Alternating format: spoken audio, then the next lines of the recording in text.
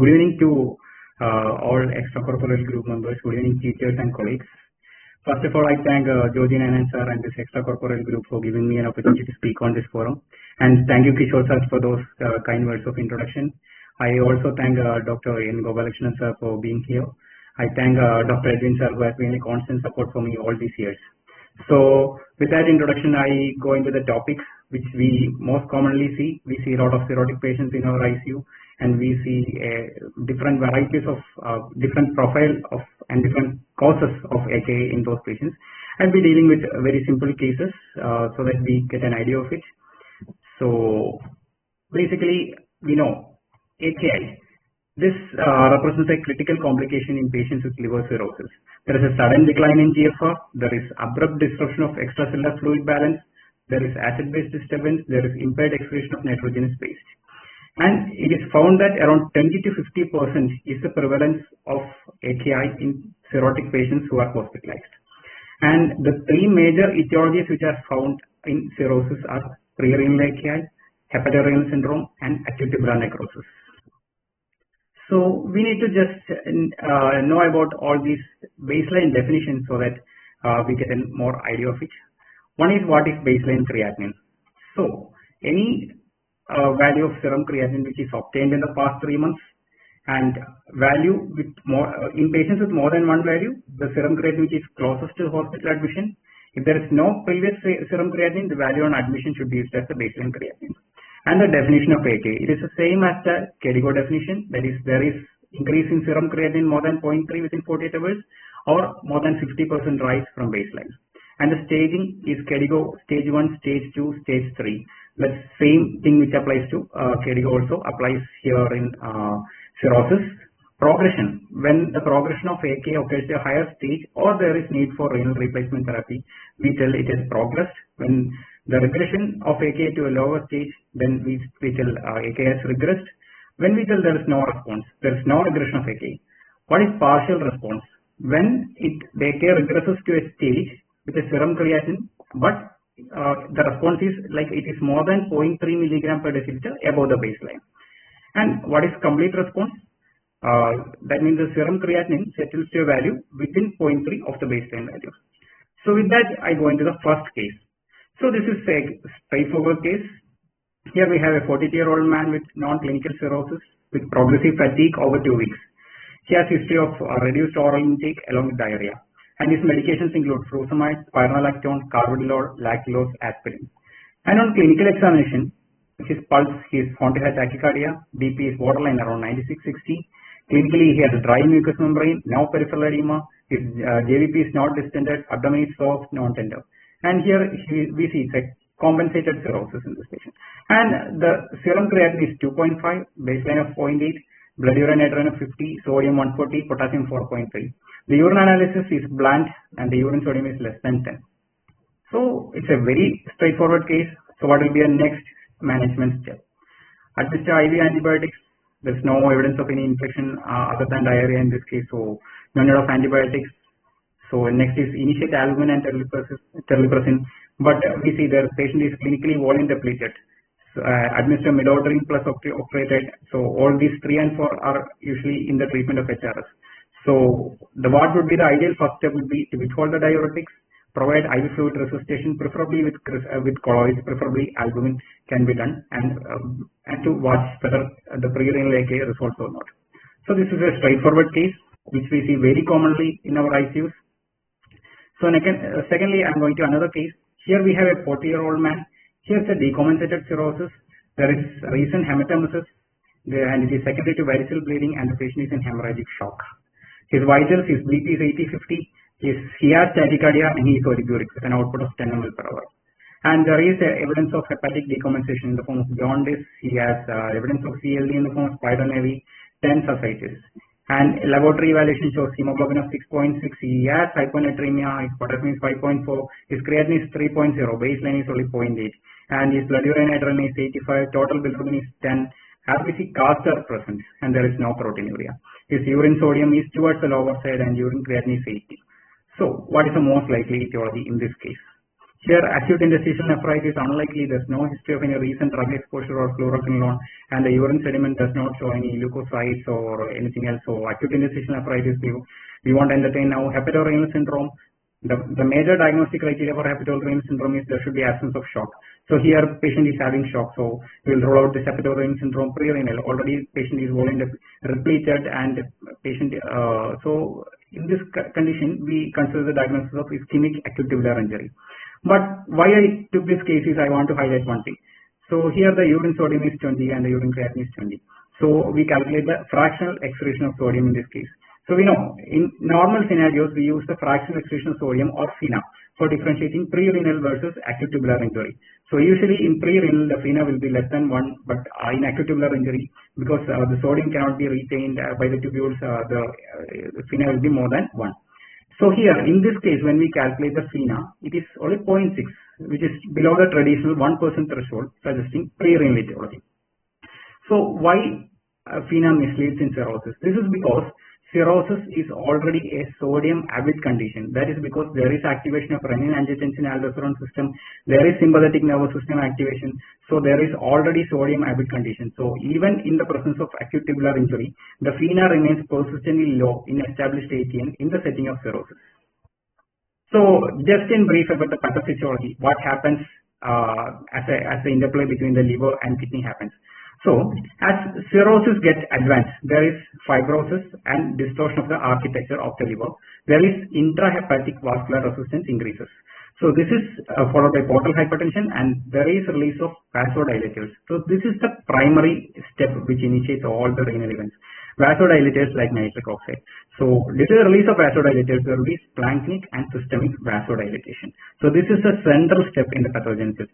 So, what happens is that due to the systemic vasodilatation, there is something called as reduced effective arterial blood volume. And along with that, the latest theory is that there is bacterial gut translocation and sepsis. That means there is translocation of the bacteria, there is release of damage-associated molecular protein pattern, pathogen-associated molecular pattern, there is DAMPs and PAMs. So these causes the cytokine release. Again, this causes systemic vasodilatation. Again, this results in reduced effective arterial blood volume. And as further cirrhosis advances, there is something called as cirrhotic cardiomyopathy. And there is reduced cardiac output again. Again, this exacerbates the reduced effective arterial blood volume, thereby results in reduced kidney blood flow. And this reduced effective arterial blood volume, it further causes activation of RAS. Again, it tries to bring in vasoconstriction. But this causes salt and water retention. So this ends up in refractory ascites, abdominal compartment syndrome, again congestion and obstructive uropathy. All these causes can occur. So this is just an extension of this current slide. So what happens in cirrhosis? There is splanchnic arterial vasodilatation, nitric oxide, there is low effective arterial blood volume. This is followed by vasopressin release. There is tachycardia, which causes increased cardiac output. There is increased plasma volume. This results in cirrhotic cardiomyopathy. So this tries to restore the effective arterial blood volume, but at no point this occurs actually. So there is baroreceptor activation. There is atrial natriuretic peptide release, and the RAS activation goes on happening. And eventually, what happens is there is augmented sensitivity to vasoconstrictors. So this results in intense renal vasoconstriction and systemic vasodilatation. So this pathology is the one which causes HRS. So the hemodynamic evolution which occurs across cirrhosis stages. As in early compensated cirrhosis, the hemodynamic derangement is not much, but because the cardiac output is normal, systemic vascular resistance is normal. But as decompensation happens, the systemic vascular resistance goes on decreasing. This leads to effective arterial underfilling. And by the end stage, along with the development of cirrhotic cardiomyopathy, there is persistent peripheral vasodilatation, which eventually results in cardiorenal syndrome and hepatorenal syndrome. So, considering the spectrum of kidney diseases which happens in cirrhosis. So, one is acute tubular necrosis, which is the most common cause. Second common cause which we see is the hepatorenal syndrome.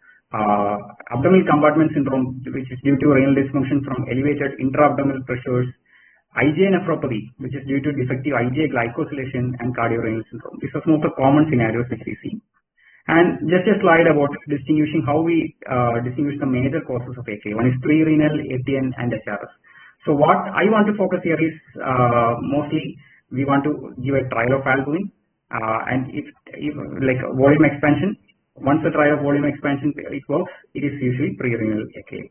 And the major part is in determining this is by doing an IVC assessment. It can be very helpful because in pre-renal, obviously patient is volume depleted and IVC diameter will be less than 2.5 centimeter and is more than 50% collapsible. But in ATN, once this volume is repleted, this usually the IVC will be less than 50% collapsible, and in HRS also usually the volume status will be repleted. And the urine sodium will be always less than 1 in most of the cases. Only in ATN it can be either less than 1 or more than 1. And the newer urinary biomarkers like NGAL, which is a marker of tubular injury, will be elevated in acute tubular necrosis. So the AKI differentials the major causes, like one is pre-renal injury. There will be in cirrhosis, there will be we need to probe into the history, like the reduced oral intake, and most commonly they will be on some lactose to prevent the hepatic encephalopathy. It can precipitate diarrhea. So all those detailed history has to be taken. A focus has to be done which shows volume depletion and a bland urinary sediment, low urine sodium. All these supports pre-renal AKI. In ischemic AKI, there will be history of hemorrhagic or hypovolemic shock or septic shock from spontaneous bacterial peritonitis. And there will be some clinical history of precipitating events, and granular castor urine microscopy may or may not be present. If urine biomarkers are done, it can be elevated. So it's basically supportive care as like any other cause of ATN. And mostly these cirrhosis patients, they are prone to nephrotoxic medications, especially quinolones, which are given for SBP prophylaxis. So we need to get a temporal relationship with the drug exposure. Granular and epithelial cell cast on urine microscopy may be present. So in that case, the immediate discontinuation of the offending agent and conservative supportive care, and in case of volume overload, if it is refractory, RRT should be done. And bile cast nephropathy. Bile cast nephropathy is something which is due to direct tubular toxicity and obstruction from tubular deposition of bilirubin cast. It happens usually when the bilirubin is more than 10 and ideally more than 15 or 20. So here the treatment is definitely may not recover, especially in cirrhosis. When it has decompensated, if the bilirubin is more than 10, the ideal treatment would be to go into liver transplantation. So the other cause, HRS AKI, which I will be discussing in detail. Next is cirrhotic cardiomyopathy. So what happens here is like there's a chronic hyperdynamic circulation. This causes ventricular remodeling. There will be systolic or diastolic dysfunction despite high cardiac output. And this is exacerbated by cardiosuppressant factors like nitric oxide and cytokines. Echo will show systolic dysfunction, diastolic dysfunction, and elevated BNP and troponins. So definitive treatment is liver transplantation, obviously, and careful diuretics can be given to optimize the preload without precipitating hypotension. And the other causes which I already described, secondary IgA and abdominal compartment syndrome, are other causes which are usually seen. Abdominal compartment syndrome, usually there will be tense ascites. Usually, if you measure the intra-abdominal hypertension, there will be more than 20 millimeters. It leads to renal vein congestion. There is decreased renal perfusion pressure and parenchymal pressure. So the treatment is large volume paracentesis. So the thing is like if you do more than 5 liters of paracentesis, the traditional teaching is like we have to remove supplement albumin like 8 grams per liter of fluid for each liter of ascites removed more than 5 liters. So that's how we should go about. And obviously the other causes of renal failure should be considered, especially an MPGN pattern which can be diagnosed in only with a renal biopsy, especially when there is a coexisting hepatitis C or hepatitis B virus infection, and the treatment is acting antiviral therapy. Interstitial nephritis, especially when we give fluoroquinolone therapy, immediate withdrawal of the offending agent, and only in some cases we give steroids because most of the cirrhosis patients are infection prone. And obstructive uropathy, this is something which we have to be considered because alpha agonists like midodrine are used for the treatment. It can cause urinary retention. So in that case, we have to put a Foley's catheter and rule out obstruction. We have to withdraw this midodrine. So with that introduction, I go into the first poll. So this is a case again. So here we have a 55-year-old man with decompensated cirrhosis who presents with abdominal pain and progressive weakness. His current medications are omeprazole, rifaximin, furosemide, and spironolactone. So I think Kishore sir will be reading out the part. It's the best step in management. One is initiate IV furosemide, continue the albumin at 30% with albumin, and go for a TIPS, transtubular intrahepatic portosystemic shunt. Can you run the poll, the first poll? Yes. You can answer in the poll box.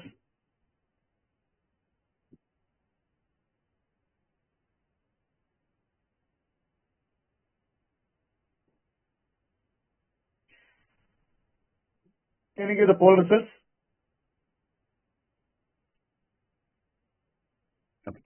Okay.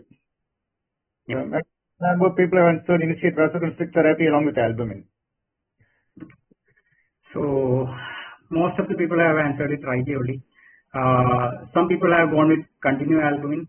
That maybe if you go with the old guidelines, sometimes because this patient already received albumin for 2 days. Again, there is not much point in continuing with albumin. So this is a clear-cut case of hepatorenal syndrome. So I'll be going to the diagnostic criteria for hepatorenal syndrome. So this is basically the 2015 ICA diagnostic criteria. Here, all the diagnostic terms like HRS1 has been changed to HRS-AKI now. So this is a new criteria, but this is a 2015 criteria. There's a latest 2024 criteria which I'll be telling. But before that, we just need to know there's an increase in serum creatinine more than 0.3 in 48 hours or more than 50% in 3 months. So previously, the old definition showed the serum creatinine more than 1.5. That is all. But now the relative changes in serum creatinine has been brought in, and there is no response after volume expansion with albumin 1 gram per kg per day for 48 hours. So this is a 2015 guidelines. Cirrhosis with arthritis should be present. Shock should be absent. No current or recent use of nephrotoxic drugs. There will be absence of parenchymal disease. So that is HRS-AKI. And the old HRS2 terminology has been changed to HRS non-AKI or HRS-NAKI. In that, there are this thing. One is HRS-AKD and HRS-CKD.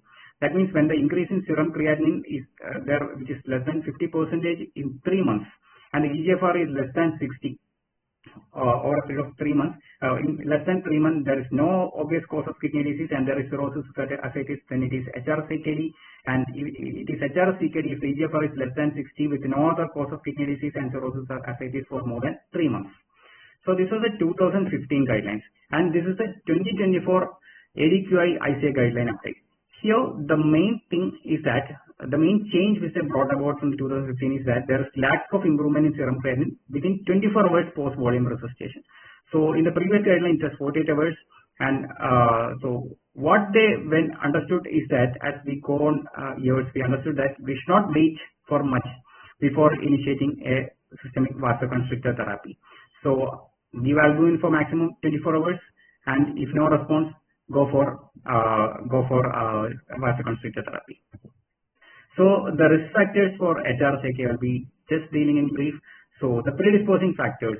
So these patients who have an elevated baseline creatinine more than 1.2, who have a lower baseline mean arterial pressure less than 82, who have an underlying cirrhotic cardiomyopathy, who have severe hyponatremia. All these people are prone to develop HRS-AKI. And the common precipitating events, these are usually present in most of our patients. Usually the most common trigger is spontaneous bacterial peritonitis, which happens very common in cirrhosis. Large volume paracentesis without albumin replacement, that may happen. And gastrointestinal bleeding, especially severe variceal hemorrhage. Acute alcoholic hepatitis when it is superimposed on cirrhosis. So all these are the precipitating factors. And this context, I need to tell about the limitation of serum creatinine in cirrhosis. We know serum creatinine is something which is generated from the muscle. So cirrhotic patients, all of them have sarcopenia. So due to the effect of sarcopenia, the creatinine generation from creatine phosphate is reduced in cirrhotic patients. This is due to severe muscle wasting. So there will be a falsely reassuring creatinine values, which underestimate the true degree of loss of GFR. So that is one thing. Another thing is that the serum bilirubin level, when they are usually decompensated cirrhosis, will have elevated serum bilirubin level also. They can cause significant interference with the colorimetric assays used for creatinine assessment. So there can be substantial variability and unreliable creatinine readings also. So, and another thing is like, especially in cirrhosis, there will be urea synthesis will be dependent beyond hepatic protein metabolism. Hepatic protein metabolism will be impaired in cirrhosis. So the blood urea nitrogen is also an unreliable surrogate marker for GFR. So in this context, we need to think about the novel biomarkers. And these are the novel biomarkers. I'm not going to detail just cystatin C, urinary NGAL, urinary KIM1, urinary LSABP, urinary IL-18. And about cystatin C, I'll be just talking in brief. Here the specific advantages of cystatin C in cirrhosis is that the production rate is independent of muscle mass, age, sex, and dietary protein intake. So these are the factors which significantly affect serum creatinine in cirrhosis. And this is not influenced by diabetes mellitus or inflammatory states, and it performs better than creatinine for early AKI detection, especially in those patients with sarcopenia. So in those patients with sarcopenia, maybe we can use cystatin C initially, and it's useful for AKI prediction and prognostication in cirrhotic population. So clinical application is that MELD cystatin C score can improve the mortality prediction compared to MELD creatinine score. And how to prevent HRS AKI, some of the additional strategies. One is, SBP, albumin or fluoxetine prophylaxis has been recommended. Along with that, albumin can be given for prevention of HRS, especially in those patients who are depleted or who are having edema. And NSAID avoidance. We know NSAID should be strictly avoided in all cirrhotic patients because this inhibits the prostaglandin synthesis. Prostaglandins will be the one which maintains the renal perfusion in the setting of cirrhosis-mediated hemodynamic alteration. And in those patients who are planning for transplantation, especially if now HCV infected donor organs are received. So if you are giving HCV positive organ, prompt initiation of antiviral therapy should be given. And just going into how we manage AKI in general. So we need to take a detailed history and physical examination, urine analysis, urine sodium, infection workup, and renal ultrasonography. And post-renal causes is very less common, only less than 1%. If it is post-renal, treat the cause. Pre-renal is the most common cause, and it will be volume responsive in 66% of the cases. And HRS is the cause in 34% of the cases. And in the case of HRS, give albumin. If no response, give vasoconstrictors. If it is intrarenal cause, it accounts for around 30% of the cases. Proceed with the renal biopsy if feasible or treat accordingly. So this is another approach. One is like we just do the clinical examination. We see if there is edema. If it is pre-renal AKI, then give colloids. If there is edema, give albumin for 1 day. Previously just 2 days. Now it is give for 1 day. If volume deplete, then okay. But if AKI is persisting, then again assess the volume status. Look for granular cast, hematuria, toxins. If all these conditions are ruled out, then it is HRS. Then go for vasoconstrictor plus albumin. So the supportive care and nutritional part. So the main thing is that in spite of hyponatremia, we should be restricting the sodium. So dietary sodium should be restricted to 2 grams in patients because patients are already sodium retaining, sodium avid patients. But the problem is that excessive sodium restriction can lead to reduced nutrition, and it should be balanced against overall caloric cost. And protein. Previous studies previous thought process was that we should be reducing protein intake. But here the problem is that it can we should take moderate protein intake, increase them to 1.2 to 1.5 gram per kg per day, because protein restriction can even in hepatic encephalopathy, because adequate nutrition is found to improve the survival. And obviously alcohol cessation, and we should have an individualized approach to each patient protein and caloric needs. So the non-HRS AKI treatment, which I told, pre-renal, ATN, and all those are the etiology-drafted management. And HRS AKI I'll be dealing. One is albumin infusion. So albumin infusion is the cornerstone of HRS AKI treatment. There are a lot of advantages of albumin added on in addition to plasma expansion. So one is vasoconstrictor effects. It has got some vasoconstrictor effects in peripheral circulation. It can scavenge all the inflammatory mediators, and there is endothelial stabilization action also for albumin. The next step is vasoconstrictor therapy like terlipressin, norepinephrine, midodrine, octreotide. All these counter the systemic vasodilatation and improve the circulating volume. And renal replacement therapy, dialysis support when there is some clinical indication for dialysis, and all these are bridged to liver transplantation. Tips and the definitive treatment that underlying the liver disease and reverse the pathophysiology is liver transplantation. So just a brief about albumin. So albumin, it has multifaceted therapeutic effects in addition to plasma volume expansion, which I already told, like antioxidant, endothelial stabilizing properties. It can remove all the damage associated molecular protein. So this is one negative trial for albumin, which is very famous, which is a ATTAIR trial. So this is not an HRS. This is like they found patients with cirrhosis. Patients admitted with decompensated cirrhosis, and they thought, why not give albumin to all patients with albumin less than 3 and make the albumin level more than 3. But in this population, it was found that administration of albumin, it did not lead to any improvement in patients admitted with cirrhosis, but it associated more serious adverse events, especially lung infection, especially pulmonary edema. So this volume overload, all these has been taken into effect. And going on to the second point. Kishore sir? Yeah, run the ball. Can you run the ball? They're managing a 60 kg patient with newly diagnosed Capsular syndrome. What is the practical dose of albumin for this patient? 20 grams for 3 days, 40 grams for 3 days, 60 grams for 3 days, 60 grams for 5 days. Can you close the poll? Gokul, you are running short of time. Kishore, after the poll, we will go for discussion. Yes, sir.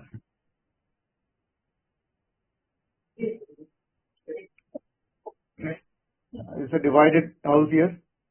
We'll go for discussion over the topic. Gokul, how many slides do you have, Gokul?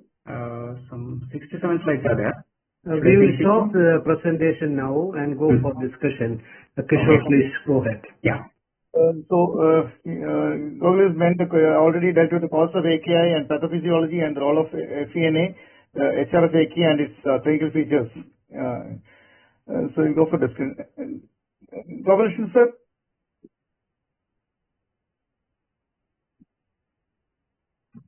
Am I audible, sir? Yes, you are audible. You are audible. Thank you, sir. And welcome to the meeting, sir. Yeah, fine. I mean, very nice presentation. He nicely brought out the reasons, consensus opinion about the diagnostic criteria and all that. Very important. As he rightly pointed out, the case number 1, whenever any patient with cirrhosis with ascites presents with diarrhea, apart from thinking about infectious causes, also we have to try to look at the lactulose dose. That's very important. Sometimes, over-enthusiastic lactulose administration that per se can result in diarrhea. That is an important step that I think he made a passing mention about it, number 1. And number 2, a word about fractional excretion of sodium. I think we cannot be so dogmatic and pragmatic about it. The point what he said is perfectly alright because it is a sodium retaining state, cirrhosis and all that. But when there is the acute tubular necrosis is so frank and very significant, all these rules, they don't still stick on. You can have elevated Fe sodium as well. So, and because of so many other factors which determine Fe sodium nowadays, it is not a very clinically important tool. We don't discuss it. And a word about sodium. And point everybody might have noticed all the cases which he presented, there was significant hyponatremia, 128, 127 and so on. Even though it is not pertaining to the current discussion, I would like to make a very brief comment on that. Never attempt to correct hyponatremia in a patient with cirrhosis decompensated liver. It will be a futile exercise, number 1. Number 2, you'll be failing in increasing it and you don't achieve anything out of it because it is not a consequence or a complication of cirrhosis and cirrhosis and decompensated liver disease. This is an integral component of the disease itself. In fact, it can be used as a surrogate for the severity. Like he nicely explained the pathophysiology and so on. So there is secondary actions of so many compensating mechanisms like sympathetic and RAS and more importantly AVP. So AVP is secreted, non-osmotic release of AVP. It will not go away. So it will remain the same, never attempt, number 1. Having said that, there are two situations where there is indication for correcting hyponatremia in decompensated liver. Number 1, if the patient becomes symptomatic due to hyponatremia, if you rule out all other causes, it's a very tricky situation. That is number 1. Number 2, when the patient goes in for liver transplant, because after successful engraftment with the liver, within hours, the hemodynamic dysregulations, everything comes kind of rectified. So there can be a sudden upsurge in the plasma sodium. So even after successful liver transplant surgery, there are fatalities because of the very rapid rise in sodium. So before the patient goes in for transplant, sodium has to be hiked up. So with this, I'll stop. And another important point he mentioned about albumin. Yes. Being non-hepatologists or non-gastroenterologists, we used to wonder, why GE specialists are so touchy about albumin. There are some hepatologists, every week they keep on giving albumin. We used to wonder, what is the indication? Now we know, like albumin, it is not just a colloid which causes plasma volume expansion. It has a lot of beneficial loads. You may ask, the patient already has got albumin within him. Yes, of course. The albumin which is there in circulation in a patient with cirrhosis and portal hypertension, decompensated liver, it is not a normal albumin. It is oxidized albumin. So there is a moiety at 64th position. There is a cysteine, free cysteine that is available to scavenge all the oxidative, offshoots of the oxidative metabolism and so many others like dams and all that. So that is not happening. It is not physiologically efficient albumin, and albumin level is low. So that is one part. So I'll stop here. Again, I'll come into further discussion later on. Dr. Edwin, what is the usual dosing of albumin which you use, sir, in these patients? And how? Actually, can you hear me? Yes. No. So I actually don't agree with all the 4 options given. The usual dose recommended is to give 1 gram per kg on the first day to a maximum of 100 grams. On day 2 and 3 to give it to 20 to 40 grams. So the choices given there were all one on the very, very high dose and one on the lower side. So I would give 60 grams, let's say 60 kilogram man, I would give 60 grams on the first day and give about 20 to 40 grams on day 2 and day 3. Yeah. Till recently it was 1 gram per kg for 2 days, followed by 20 to 40 gram per day. Now it has become 1 day. So nothing wrong in giving 1 gram per kg for 2 days, and may not be beyond 2 days actually. So from the 3rd day onwards, you can bring it down to 20 to 40. Yeah. Normally use 30% over norepinephrine. Which should you prefer? In which patient you would avoid norepinephrine and go for 30%? In which patient you would prefer using 30% rather than norepinephrine? Because many patients, it is expensive. So basically, it's when we compare the evidence for terlipressin and norepinephrine, it's equal. Like if it is an ICU setting, if we go for cheaper option, then it's better to go for norepinephrine. But more evidences are there in favor of terlipressin if the patient is affordable, and there are some absolute contraindications to terlipressin. That means when the patient is having an active ongoing ischemic event, patient is having an acute MI, or patient is having severe diarrhea, or patient is hypoxic. That's what this confirmed trial actually showed, that when the patient is hypoxic, it causes around 14% risk of respiratory failure. Though in 32% of the patients, it caused HRS reversal with terlipressin. There are more cases of death from respiratory causes were reported. So that is the main reason why the FDA initially did not approve this drug, terlipressin, in 2020. But later, in 2022, due to more evidences, this FDA approved this drug later. So in all settings, I would go for terlipressin initially. If it's an ICU setting, maybe norepinephrine, but the studies with midodrine and octreotide, the evidences come below terlipressin. What is your opinion of this, Governor, sir? What you said is right actually. I mean, even though terlipressin is supposed to be the best drug, we need to know where we have to say no to it. Particularly now those who have already chronic pulmonary diseases and ABG showing hypoxia. They say better to avoid, number 1. Number 2, be very cautious in using those who have coronary artery disease, because it can cause coronary ischemia. And those who have peripheral vascular disease, again, digital ischemia is very common. So it has to be avoided. But there's no head-to-head comparison trial between norepinephrine and terlipressin, because obviously the reason is that FDA is not approved. So there's not much of trials which are directly compared between these two. That is there. But in these situations, I think we can go ahead with an noradrenaline. And again, there is another interesting observation is that to minimize the side effects, normally the terlipressin dose is that, to start with 0.5 to 1 milligram 6 hourly with albumin.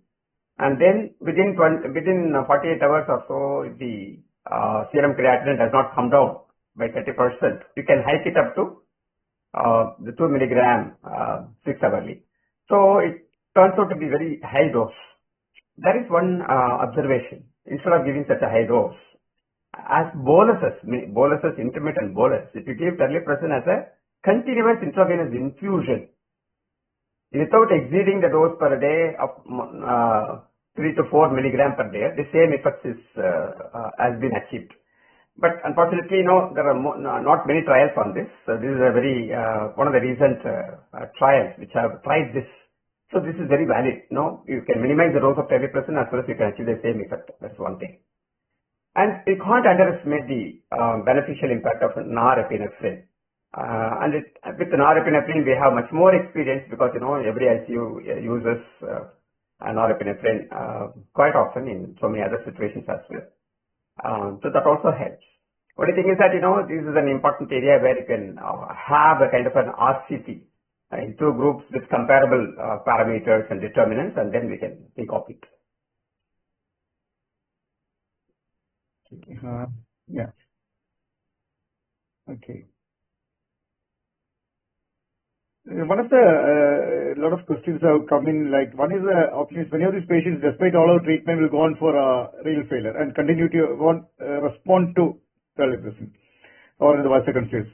How do you choose an RRT modality, or should these patients offered RRT at all as a bridge towards renal, if there is transplant is not in the horizon, or should we go for early RRT in these patients, and which modality will be preferred? So early RRT, yeah. There is no beneficial effects for early RRT. The indications for RRT in cirrhosis is the same as like in any other general population. That means refractory volume overload by persistent metabolic acidosis, uremic complications, or electrolyte disturbances. And about the modality of RRT which is chosen, obviously CRRT has got some obvious advantages in cirrhosis. This is because most of them are hemodynamically unstable, so there is superior cardiovascular stability, and there is only gradual correction of hyponatremia.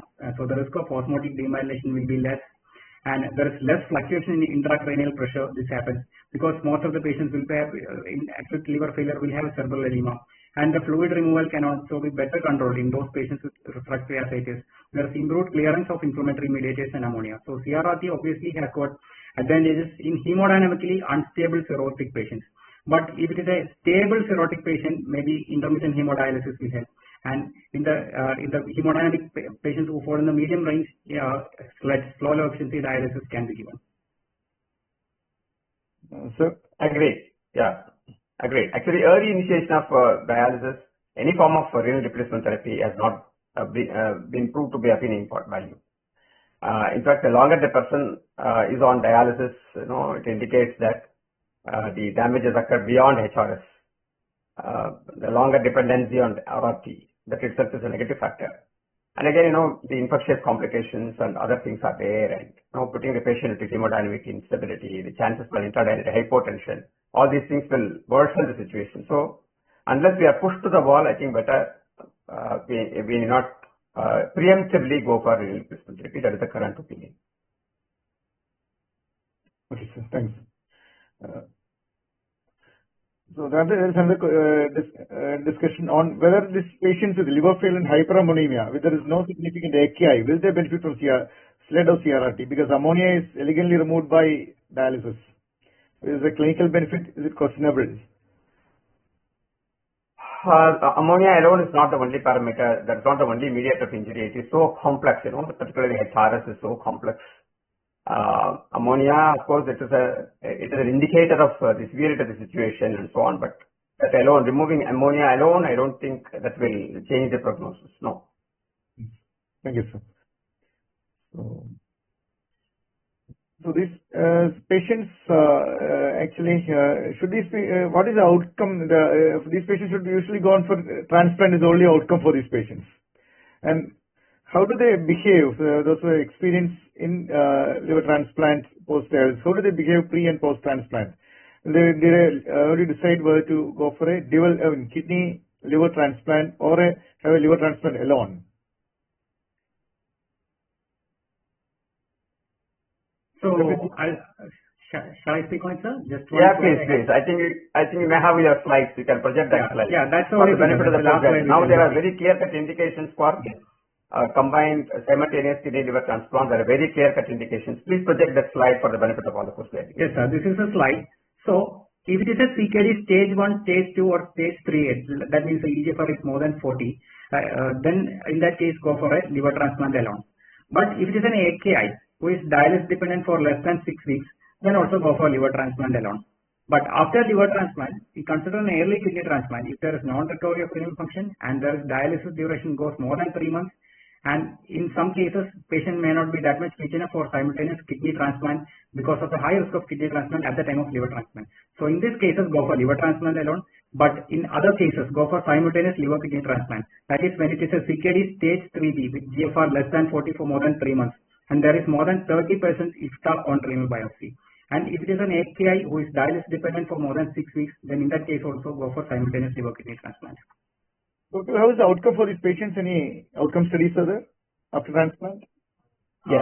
Actually, those with HRS, the initial morbidity is higher, and there are some reports of slightly increased early mortality in the early post-transplant period. But once they cross a few months, they do very well on par with patients who have not had an HRS.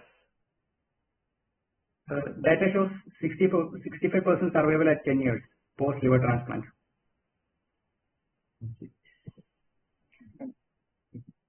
Are your slides over? Yeah, my slides are over. You can say something about tips. You project that slide also. Yeah, tips also. The role of tips. Yes, sir. Yeah. So basically, this tips means what we do is it creates a low resistance channel between the hepatic and portal vein, whereby this is a channel for decompressing the portal system. So this reduces the portal hypertension, improves the renal perfusion, improves RAS activation. So this is done in some specific indication when there is refractory or recurrent variceal bleeding, when there is refractory ascites which is unresponsive, there is refractory hepatic hydrothorax and pre-surgical portal decompression. So these are the only indications. And in HRS also, this is found to have improved the outcomes. It reduces the serum creatinine within 1 week post tips. But there are some contraindications because we are basically bypassing the liver in this case. So it can precipitate severe hepatic encephalopathy. If it can precipitate severe hepatic dysfunction, like MELD more than 18 is a contraindication. Congestive heart failure is a contraindication. Severe pulmonary hypertension or uncontrolled sepsis. So all these are some of the contraindications. So basically this tips, dialysis, all those are actually a bridge for transplant, liver transplant. The ultimate treatment option for HRS is liver transplant. And what about pulmonary hypertension? What is the relevance of pulmonary hypertension? Yes, sir. So those patients with pulmonary hypertension, especially in the context of when we use terlipressin pulmonary hypertension, so it can worsen the hypoxia. That is one thing. And pulmonary hypertension. Yeah, why we talk about pulmonary hypertension here is that there is something called hepatopulmonary syndrome. Yes. Yes. So without any other cause for pulmonary hypertension, some of these patients with the decompensated liver, they develop pulmonary hypertension. That by itself is one of the bad prognostic factors. Anything beyond this hepatopulmonary syndrome, anything beyond kidney, any other system goes in for dysfunctional failure, the outcome will be poor post-transplant as well, and overall mortality rate is high. One such is development of pulmonary hypertension. Yes.